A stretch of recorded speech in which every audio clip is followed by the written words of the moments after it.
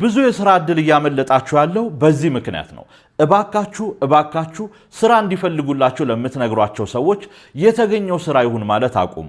ይህንን ቃል በተናገራችሁ ቁጥር ስራ የመቀጠር ዕድላችሁን ወደ ዜሮ እያወረዳችሁት እንደሆነ ወቁ። ብዙ ስራ ፈላጊዎች የተገኘው ስራ ይሁን ብቻ ይገኝ እንጂ ማንኛውንም ስራ ሰራለሁ ይላሉ። ሰንፋችሁ ሳይሆን በጊዜ ሂደት ተስፋ ቆርጣችሁ ሊሆን ይችላል። ግን እውነታው ምን እንደሆነ ልንገራችሁ።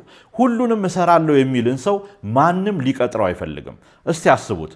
በጣም አሟችኋል፣ ሕክምና ያስፈልጋችኋል። የምትሄዱት የተገኘውን በሽታ ሁሉ አክማለሁ ወደሚል ሰው ነው ወይስ በሽታችሁን በደንብ ወደሚያውቅ ስፔሻሊስት ዶክተር? ቢዝነሶችም ልክ እንደዚሁ ናቸው። ማንም ሰው የተገኘውን ሁሉ እሰራለሁ የሚልን ሰው አይፈልግም። የትኛውም ቀጣሪ ቢዝነሳቸው ላይ የተቸገሩበትን ችግር መፍታት የሚችልን ሰው ነው የሚፈልጉት።